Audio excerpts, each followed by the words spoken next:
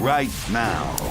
You could have a higher utility bill. The San Antonio City Council deciding now to approve the second increase in 2 years of CPS Energy's gas and electric rates. Our City Hall reporter Garrett Berger now joins us live from that meeting. So Garrett, it sounds a little like not everyone is sold on that increase. Absolutely not, David. From previous conversations and today's discussion, which is still going on as we speak, there do seem to be some council members who are reluctant on whether or not to approve this rate increase. Still, it does look likely for that increase will pass here shortly. Now, the 4.25% increase applies to the gas and electric base rates, meant it would start in February 2024, assuming council passes it. The utility expects that will raise the average residential bill by a little under $4.50. It may not sound like much, but 1 of every 6 CPS customers is already behind on their account. Most of those are residential customers, not commercial. Now, indeed, while several local chambers of commerce have supported the rate increase today, there have been several people urging council members to vote no. Some groups urge the city to use a consumer advocate in the development of rate requests and to restructure how people are billed. Northeast Side Councilman Mark White suggested cutting the rate request in half and then funding the rest of it through the city budget process. But the council has not yet voted on that idea. We'll have what council ends up deciding as soon as it happens. You can make sure to get the latest on our website. That's KSAT.com. At City Council, I'm Garrett Berger, KSAT12 News. All right, Garrett, thank you very much for that update. We've got some new details continuing to come to light about the Bexar County man now at the heart of that mass murder spree in Austin and here in San Antonio. Law enforcement saw a number of red flags before Shane James Jr. allegedly killed his parents and then drove to Austin where he killed 4 others. He had been jailed on domestic violence charges more than 2 years ago, but there were other run-ins with law enforcement and in the Army. Patty Santos with how James's parents apparently tried to protect him from himself, but failed.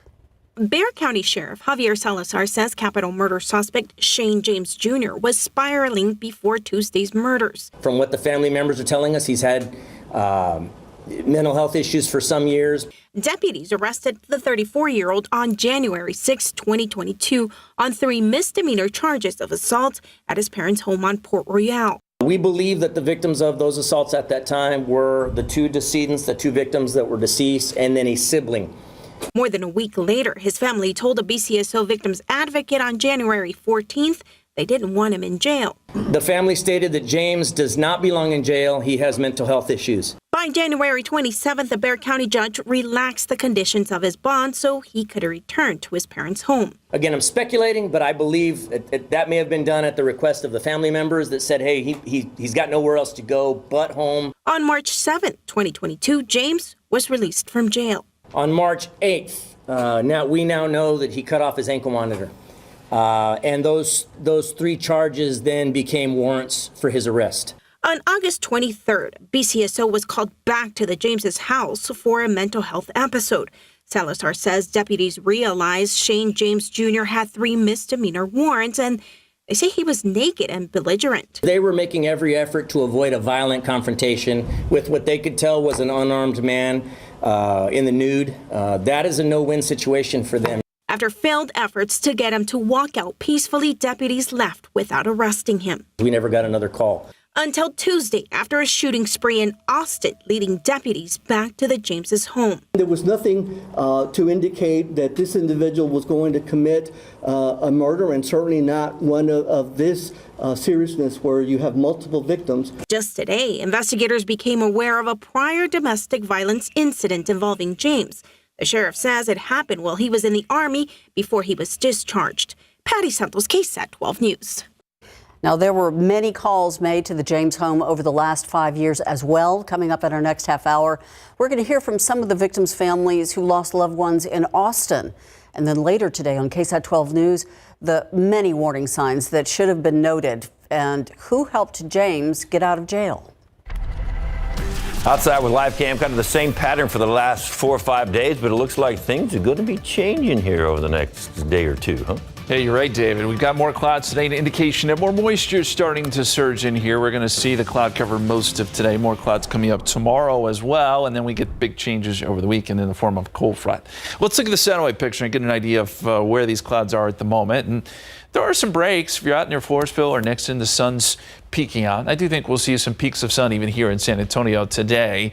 Temperatures, though, still only around 70 or so. Pretty good cloud cover stretching from Sisterdale down to Bandera and Hondo, and most of San Antonio still seeing mostly cloudy skies. A little bigger picture here, and you can see most of the cloud cover that we're seeing is kind of right over us, but it is an indication that more moisture is surging in. Dew points are rising. Our forecast today, 69 at 3 o'clock, 70 at 4 p.m.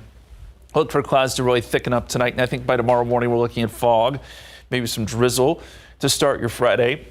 But temperatures will not be all that chilly overnight. We'll actually stay in the 60s. And as we look at some of the weather headlines here, a cold front moves in on Saturday, midday Saturday, or at least early afternoon. It turns windy.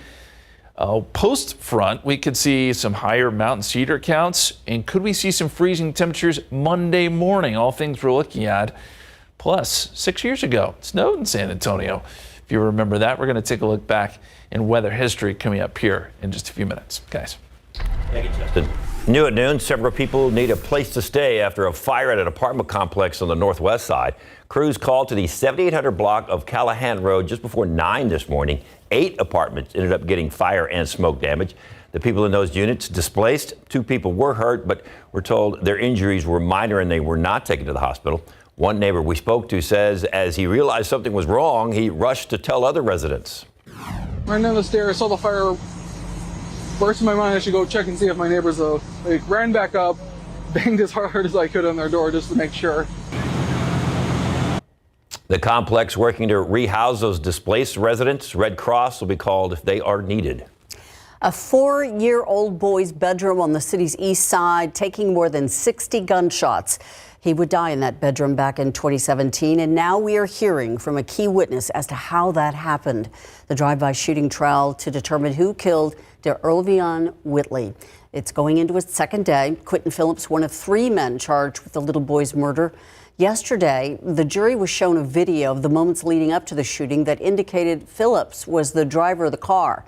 Right now, Charles Bethany is on the stand at the Bexar County Courthouse. He is known to be a gang associate of Phillips and is being questioned about the events that led up to the shooting. If you'd like to see more on this case, you can head over to our website, KSAT12. And we have new details this noon on a West Side shooting investigation. Police now say the suspect was in a black car. Officers tell us their investigation started around 9 last night at the intersection of El Paso Street and Southwest 21st Street. That's near Our Lady of the Lake University. And that's when a driver in a black car pulled up next to the victim. We know from police that someone in that black vehicle shot the man. He was taken to the hospital. We're told his injuries are not life-threatening. Despite losing their 15th straight, Coach Popovich seeing a lot of improvement in his team, even after changing the starting lineup last night. Highlights and his reaction coming up. Business is booming at least one sector. How the growth is leading to more job opportunities in the city of Seguin.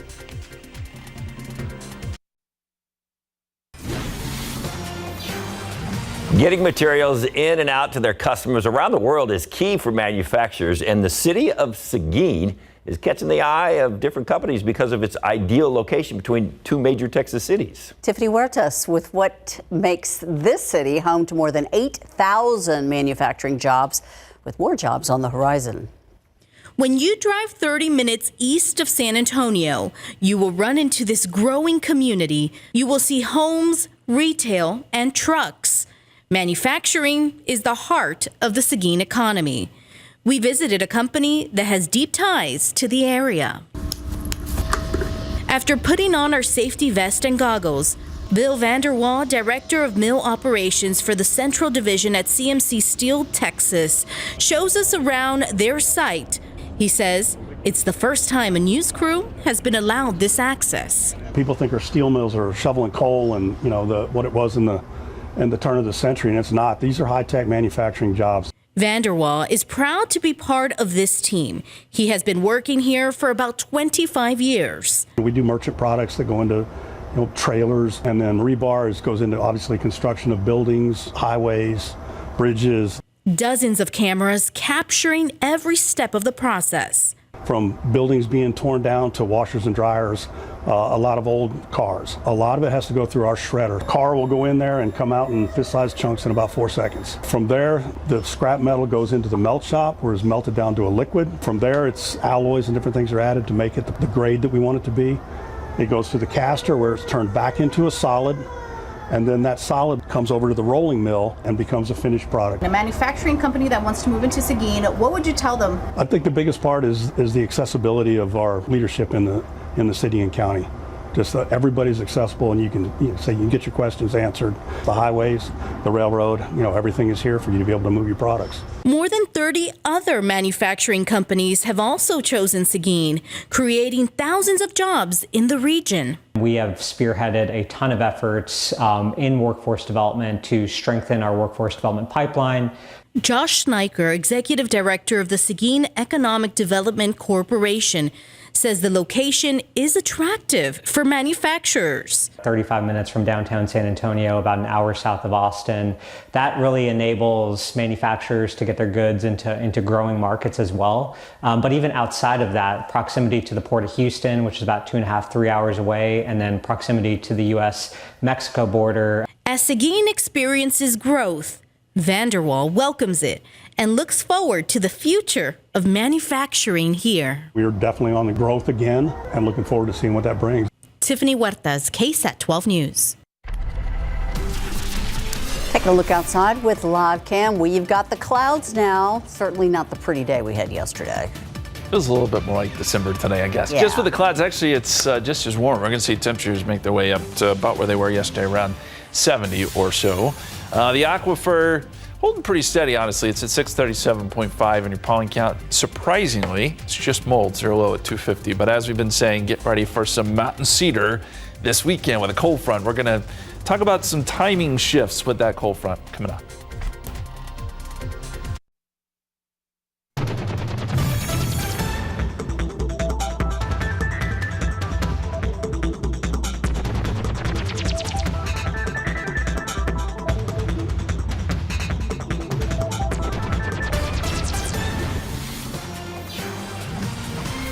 All right, it's always fun to find out the question of the day. Got to be something related to Christmas, though, right? At this point.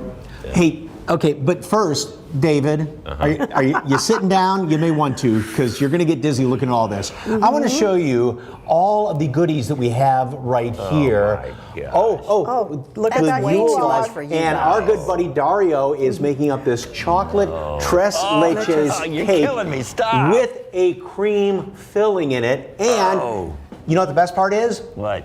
You can win all this. We're going to tell you about that. I thought the best part was going to be you were going to bring us some. That's what I thought the best part was going to be. Got some on the way. So scan that QR code and let us know what's your favorite Christmas sweet. What's your favorite Christmas sweet? All that was on your table. I am a huge fan of gingerbread cookies that are, the icing. Okay. Yeah. I like homemade cookies. Yeah.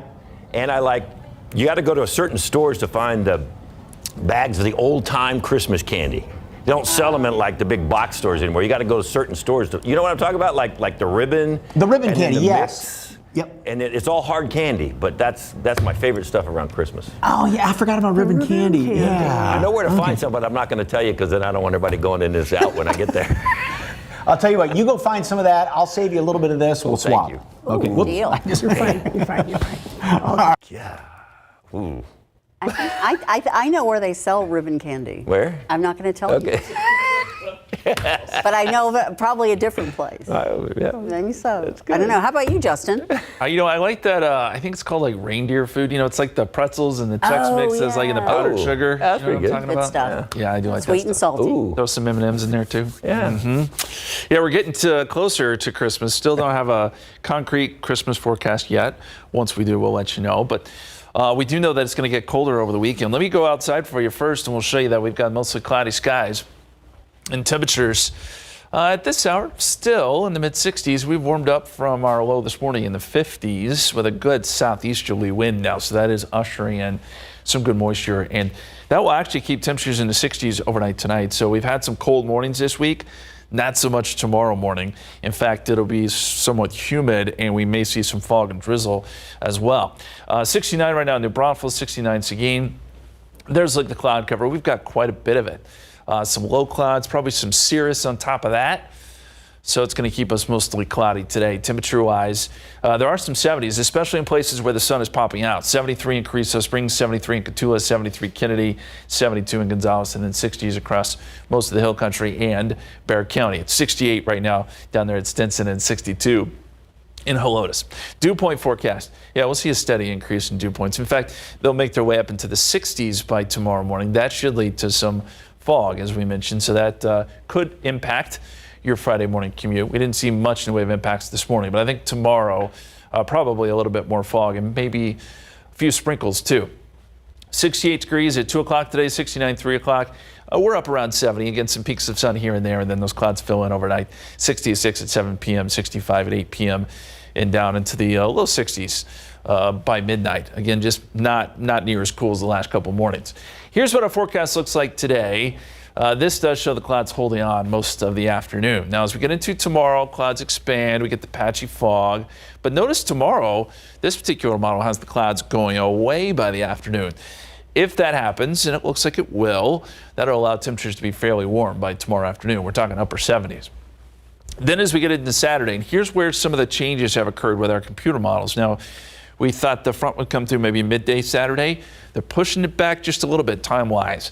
So that means it may hold off until the early afternoon, which gives us maybe a slightly, and I mean slightly bigger window for some rain. Still, we're not going to see much. Just a couple showers here and there midday.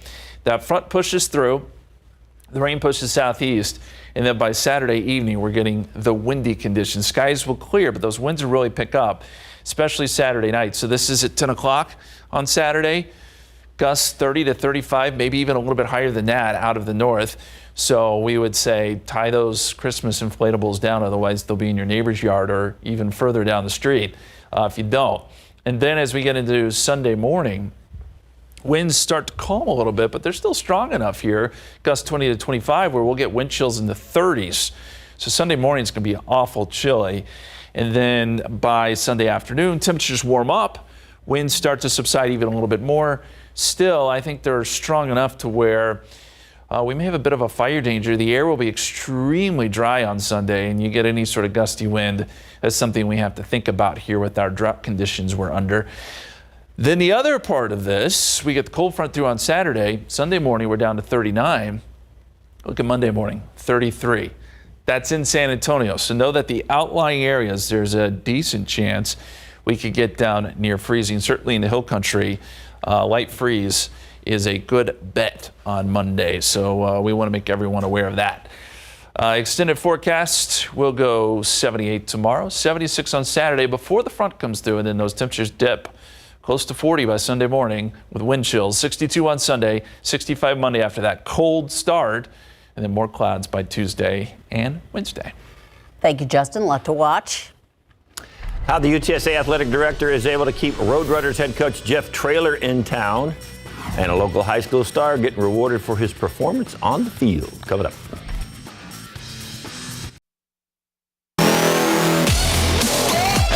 Shaking with the Spurs starting lineup last night against the league's best Minnesota Timberwolves. Coach Popovich put in Cedi Osman on the floor to start the game. Developed Devin Vassell also there. Jeremy Sohan now coming off the bench. The sixth different starting rotation San Antonio's tried this season.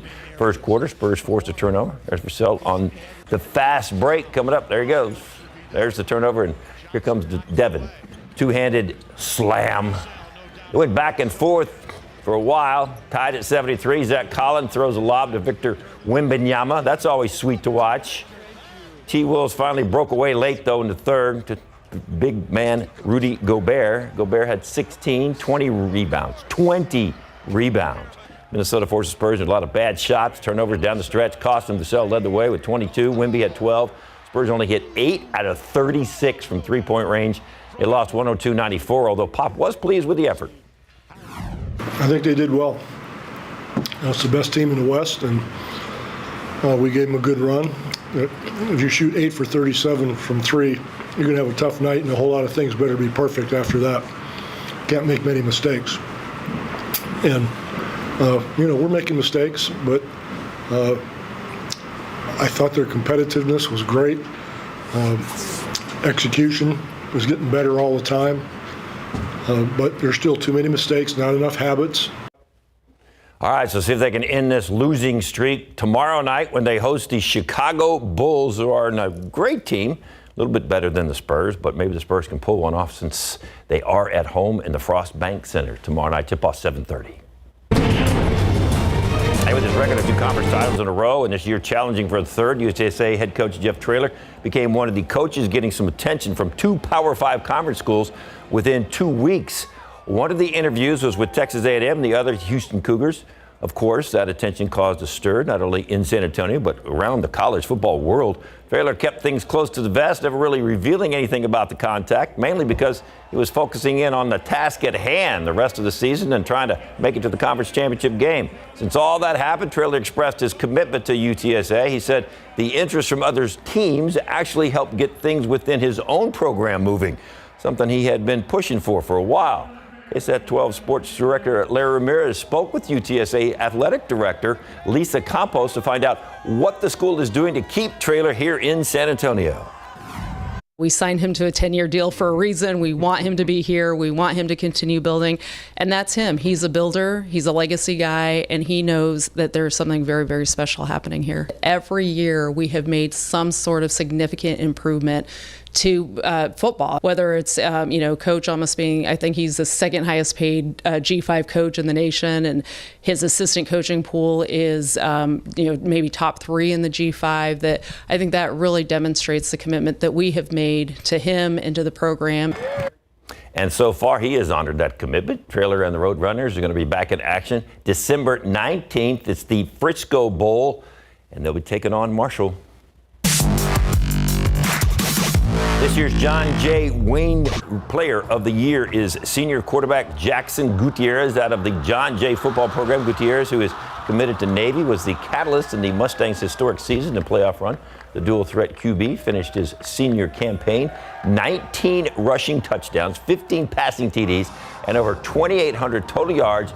Gutierrez calling the honor a team award. I don't really feel like this Player of the Year was just for me. I feel like, we've been winning as a community. The Player of the Week, you can ask Diego, that was the J won Player of the Week. We've won Player of the Games, and now we've won Player of the Year. John Wayne, Player of the Year. Congratulations. Off to Navy. Like that. Yeah. That's a big deal. We'll see him in the Army-Navy game. Yeah, maybe so. More debt relief on the way for certain student loan borrowers who qualify. Still ahead. And as the investigation into the deadly shooting spree in Austin and Bexar County continues, we are hearing from those who lost people they loved during that violent streak. She pushed the baby behind one of those cars to save the baby, and then he came out of the car and shot her on the face. Coming up in just a few minutes, we're going to hear from more neighbors, and we have a detailed look at the timeline of the events leading up to the suspect's arrest. New today at 5, it's already 18 days till Christmas. Are you still looking for the perfect gift for your gamer or your techie? Consumer Reports points out what is trending that the tech lover on your list would love. It's today at 5 after Entertainment Tonight.